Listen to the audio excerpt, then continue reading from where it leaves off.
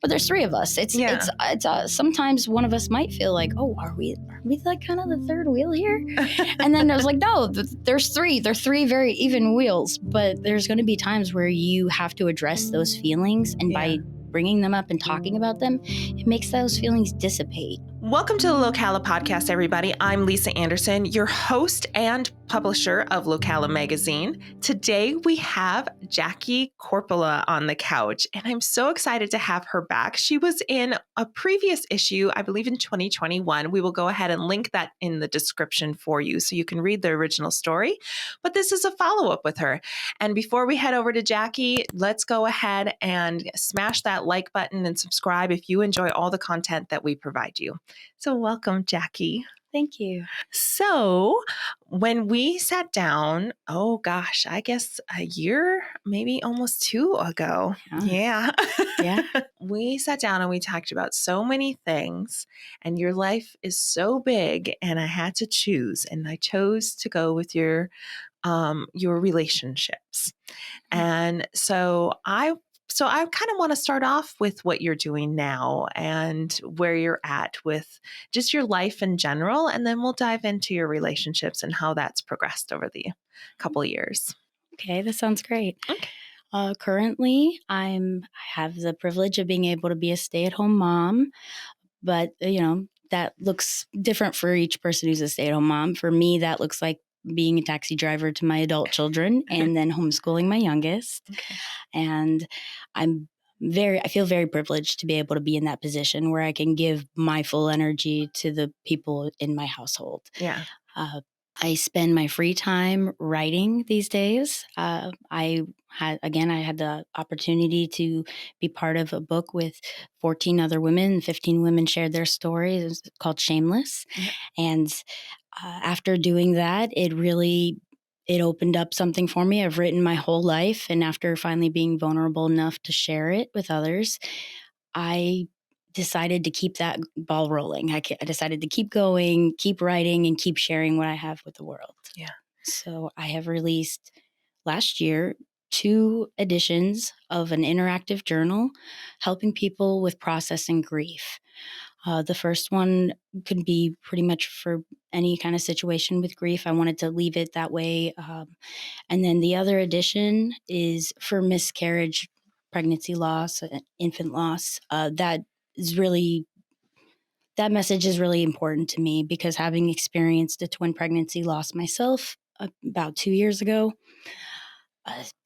I noticed that there are a lot of resources out there, but one size doesn't fit all for those types of resources. And sometimes they would say things that would leave me feeling alienated sometimes. Mm-hmm. And I felt like there was really a need for me to create an interactive place to process grief free of any type of religious tones or even spiritual, really. I tried to really leave it open to kind of give people a space to process what they believe and what they are feeling. As a society, we are not good with grief.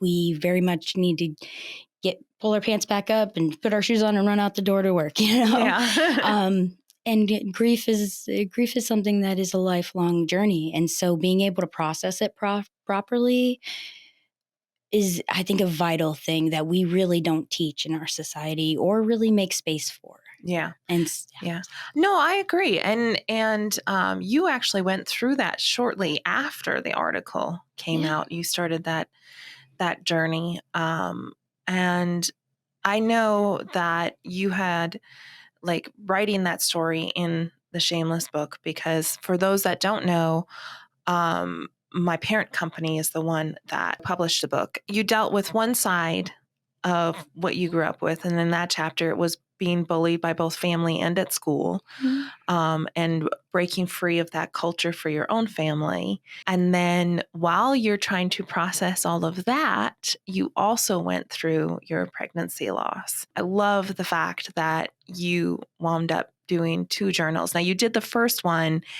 because you felt that was the best way to process, and it was something that you had thought about in the past. Is that correct? I had started out with the vision of doing the journal for pregnancy loss because of my personal experience. But during that time, my girlfriend lost her mother. Her mother was only 46 years old. She died of breast cancer. It was pretty aggressive. She was only around about a year after diagnosis. She was Wow. such a positive lady.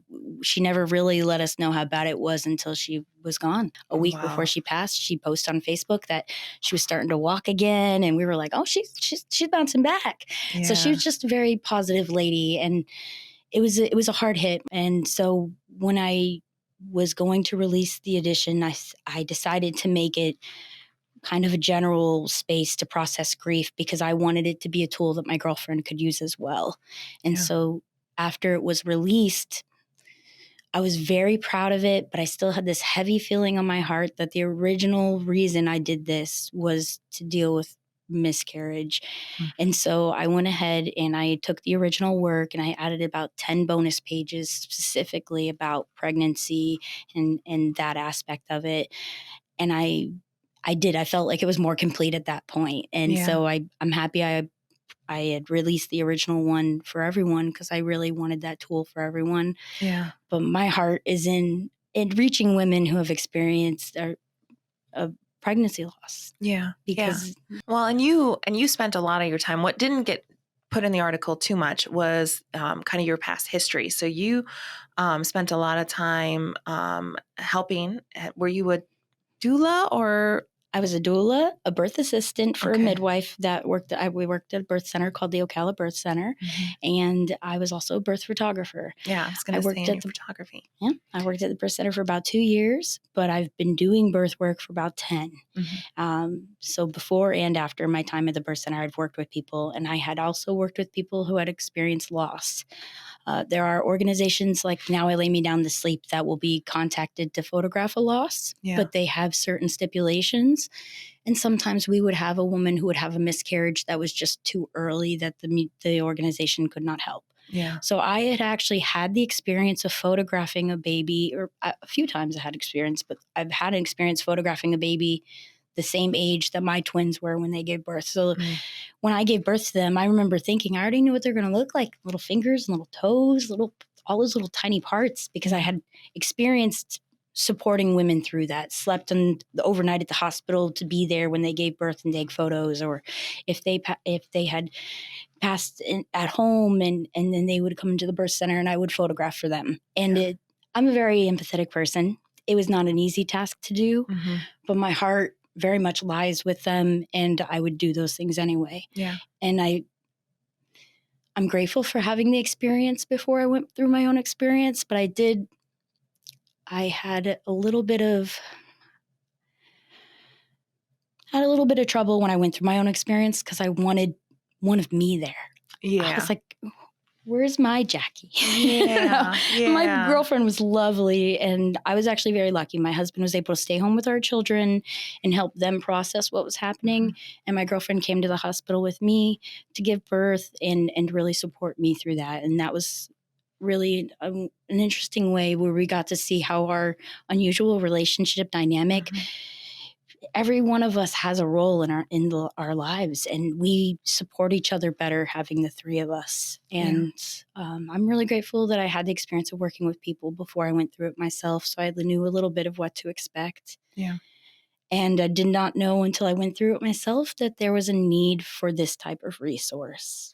Yeah, I think and you talked about having a hard time photographing other women when you were the Jackie in the room. Yeah. And I was approached by the organization to be one of the photographers at one point, and I said I can't do it because I wouldn't be able to stay composed, and you have to be able to stay composed. And I was like, I couldn't do it. So props to you to be able to do it. And I'm glad that you were able to have that family dynamic. So let's go ahead and dive into everything. So you guys were about 2 years, 1 to 2 years in? Probably about 2 years in. We're going on 4. So yeah, about 2 years. Yeah. So tell me, how has your relationship developed over this time? It's really incredible how much everything has developed in that time. I would say the first couple years that Stephanie had joined into our relationship, most of that was just building a really good friendship between Stephanie and Dave. She had never dated a man before. She had said that she's open to the idea, but it would take her some time. and some trust built to even feel comfortable being open to knowing a person that way. Yeah. And so my husband, Dave, he's a really incredible guy, and he's very much like me, of a think out of the box type situation. And he knows me. He knows we were monogamous before we met Stephanie, Mhm. and he knows I'm a very loyal person, and I'm very honest with what I'm thinking. Even if it's an uncomfortable conversation, we're going to have it, because I'm not keeping anything to myself. So there was a lot of uncomfortable conversations at first to try to navigate even what it's like to have feelings for another person when you're married. And when my husband's my best friend. We adored each other. It wasn't like, oh, there's a big problem, let's bring someone in to fix it. It's like we were really in a good place when she came along. Yeah. And it's taken a lot of growth for each of us individually to work on our own jealousies or our own idea of what love is supposed to look like. And over the past 2 years, with all the life that has happened to me, it's one of those things, when you go through those big things, it's a make or break. I mean, you're going through the fire. You're going to find out what your relationship is made of when you're going through those hard times. And instead of breaking us, it made us incredibly strong. I mean, stronger than I ever imagined. The three of us are as tight as possible at this point. When we got pregnant, the twins were a surprise. The pregnancy was a surprise. The twins were a double surprise. And even that, my husband is an older man. He's about 5 years older than me. So he had a little bit harder time wrapping his mind around all of that. Yeah. And when we talked about it as a family, and he realized Stephanie was in 100%, just like, she wasn't going to take off and be like, oh, surprise pregnancy, I didn't ask for this. Yeah. She was into it. He felt more secure being like, okay, I think we could do this then, And she really could have, because she's younger than you guys. Most definitely. Yeah. She is the youngest of us three. And so, again, like, just a big surprise thing like that. Like, here we're trying to figure out our relationship, and now we have 2 babies thrown into the mix. But it really strengthened us. And then when we lost the twins, just having to be able to delegate those responsibilities. Dave isn't great with hospitals, but he's wonderful with our children. So he held everything down at home, made meals, talked to the kids about what was going on. And Stephanie is always by my side. She's always there. And so she was there, and she didn't know what to do. And I didn't really know how to share grief that big. And she was incredibly patient with me while I processed that and found a way to be able to share that with her. Yeah. And since then, we asked Stephanie to move in with us. So now all 3 of us live together. We had tried living together at the beginning of our relationship, and there was still a lot of things we still needed to figure out. Yeah. So coming back to it about 3 years into the relationship, about a year ago, we asked her to live with us, and it has been just phenomenal. Yeah. Any of the little things that we would have insecurities about or anything, pretty much all of that is gone. We enjoy having each other's company day to day. And there's just so many times in regular life where, you wish you had an extra hand or two. And in the relationship, it very much is that way. Just everyone plays to their strengths. Yeah. And now we have Dave and Stephanie. They work outside the home. They both work trades. And I'm able to stay home with our kids and get my teenagers to and from college, to and from work.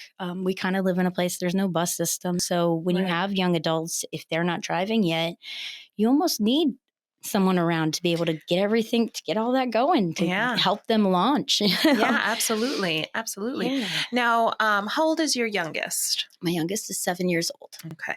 And how are all of the kids processing the doing this relationship and moving in? Because I know that's probably on people's minds.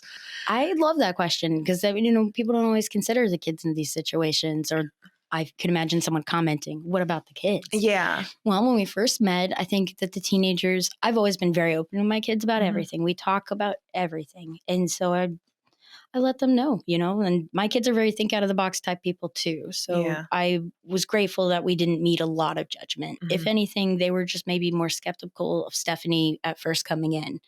They love me. They love their dad. Dave is actually not their biological father. He adopted them about 5-6 years back. Okay. And, so they were very protective of Dave at first. They weren't sure that everything was changing up. How was it going to go? Yeah.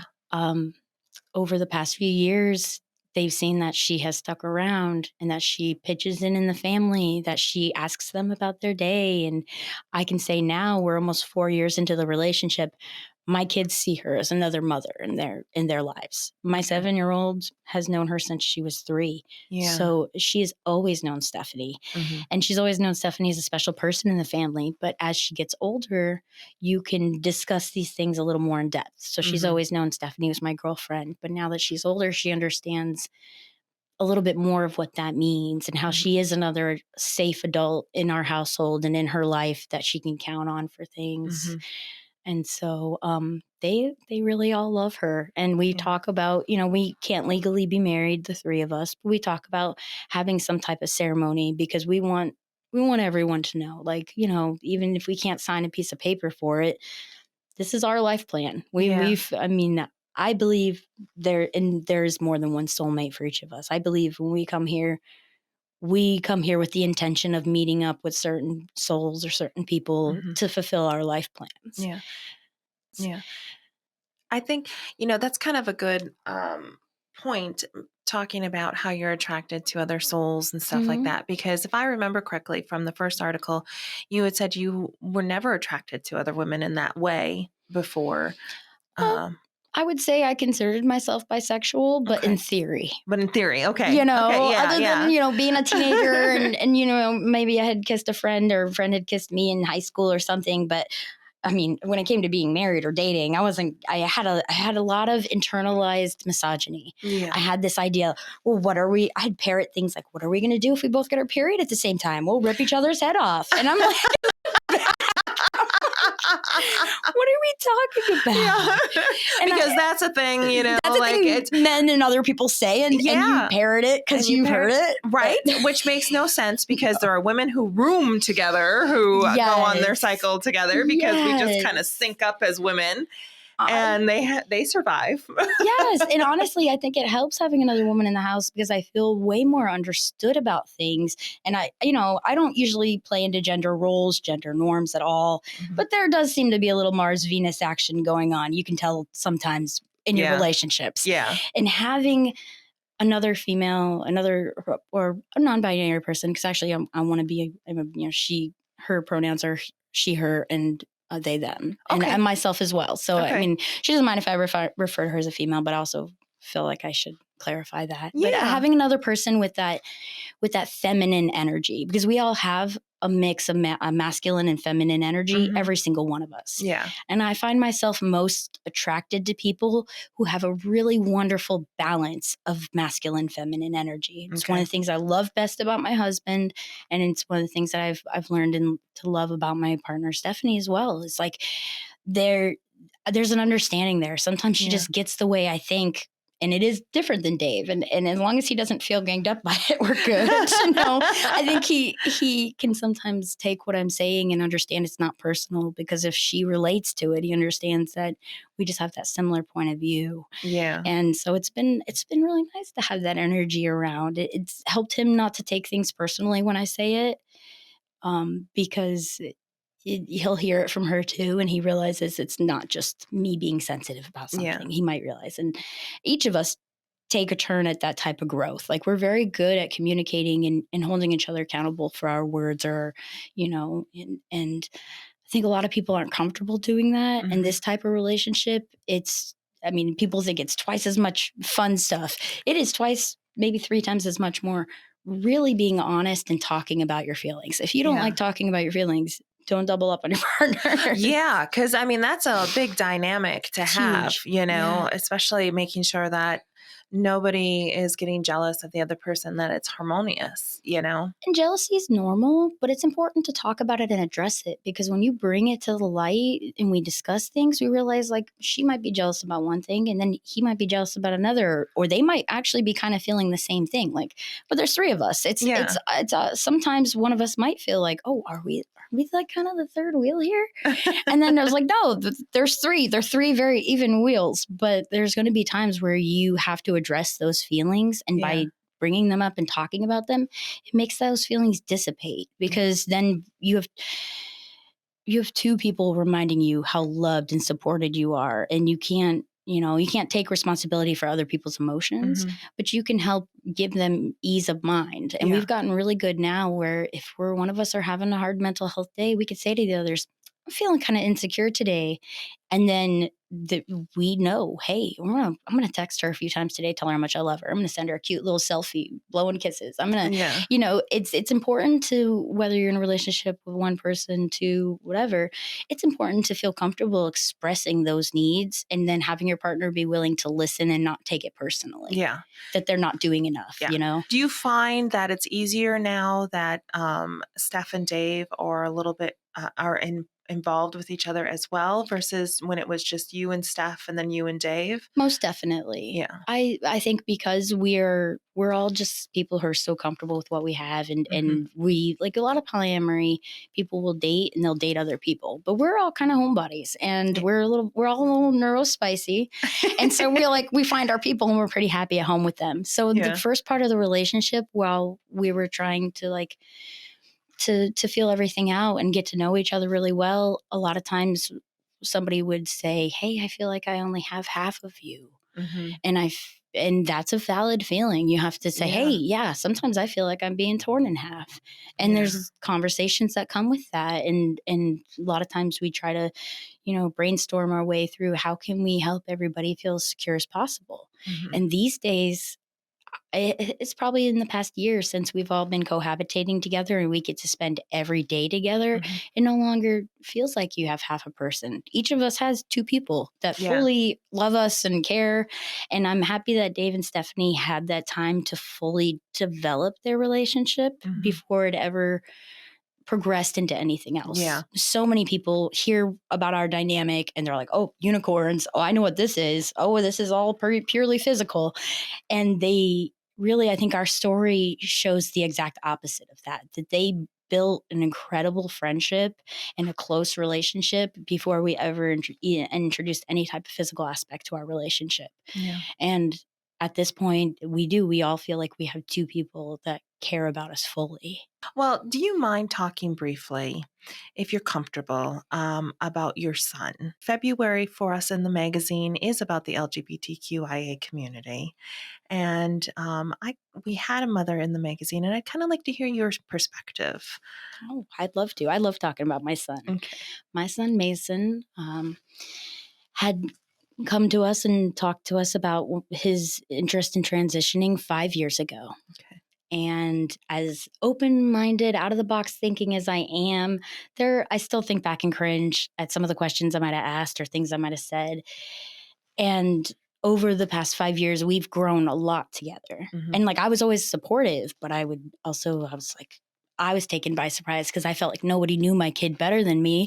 And my kid just revealed something I did not see coming.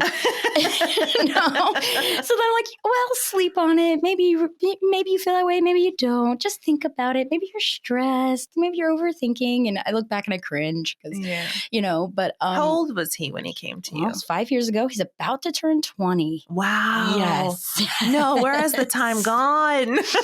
Right? I can't even believe it. But so he was in the middle of his teens. So fairly, and things can be confusing. And like I said, I'm non-binary. So I was like, hey, I get if you don't totally relate to being female. And I just told him to keep his mind open and just to, but I tried to be, I tried to be supportive aside from my own parental feelings of, oh my gosh, I thought I knew my kid. How did I not know this? Yeah. And really, you really got to just take yourself out of the equation there. I mean, you can deal with those emotions, but really it's not about me. It's about him. And the best thing you can do for your kid, and I've had people write me so many times over the years and go, my kid just came out to me. What do I say? What do I do? My answer is always, you cannot go wrong supporting and loving your child. Yeah. And they say, well, what if he changes his mind? I said, then he feels safe enough to do so. And that requires a lot of safety for someone to feel comfortable enough to change their mind. Right. But no matter whether or not they change their mind, it is my job to be their safe place. Right. And so he was able to socially transition for a few years. And then he was able to start his testosterone about a year ago. Okay. And we used to watch videos of people doing the testosterone and how they would change over time. And we've been recording those videos and we were just saying, hey, maybe we'll make that video soon, because those videos, we lived off of those for years, watching these people have that gender euphoria and knowing that that could be for him sometime. And so March 1st, we have our court date, and his name change will be official. Oh, that's fantastic. It's huge. We feel like the name change has been the one big hurdle that has taken us a minute, and it feels like it was keeping him from doing other things, because he wanted that name change before he went and get his license, before he went to do these other things. He wanted to go with his chosen name. So this is really huge for him to be able to finally change his name for real and his gender marker, because it will help him move forward. And I asked him a couple months ago if he would assist me in creating resources for parents for when their kids come out telling them they wanted to transition. Oh, that's fantastic. And I know some of the things to already tell them not to ask and do, because I lived it. Because you've done it. And my heart really is in creating resources based off my personal experiences to help the world understand things better and connect better. And so grief is one of them. And then this other project is to help parents connect with their transitioning children and maybe not alienate them by not knowing what to say or do. Yeah. Oh, that's fantastic. Well, Jackie, we're almost towards the end here, and I have, I want to know, I mean, you've given a lot of advice for people in going through different types of these situations, but first, what would you say to somebody that may be experiencing feelings for the first time for somebody else while still in love with their current partner? You can never go wrong being honest. I mean, I think that in our culture, people are so much more comfortable cheating because they can keep it a secret until they're ready to not, or until they unfortunately get caught.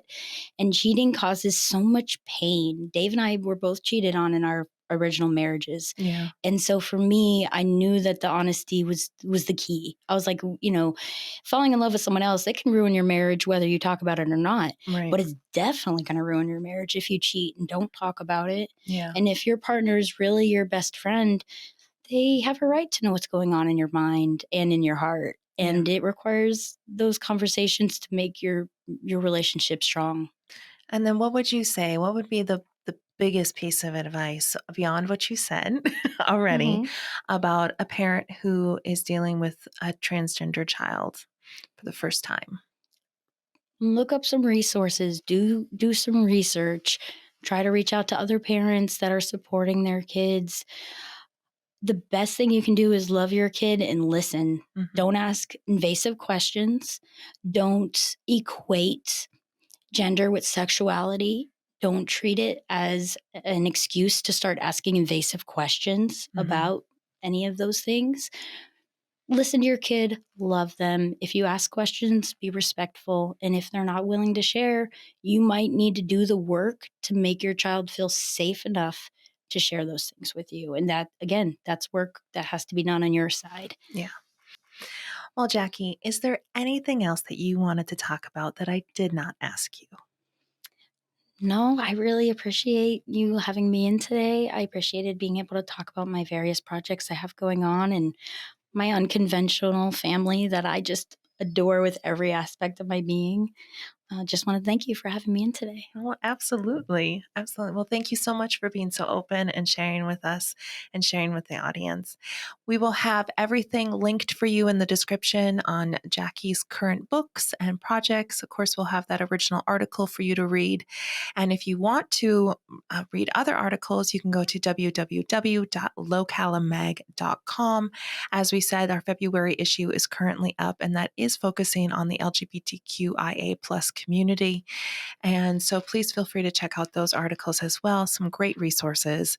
And we thank you for joining us here on the Locala podcast. I'm Lisa Anderson, your host, and we focus on connections through stories. You don't realize is what you picked up from being in a narcissistic or abusive relationship, and what, things that triggered you to use or whatever. The one thing that did lack was communications. And that's the one thing we told each other and told ourselves, that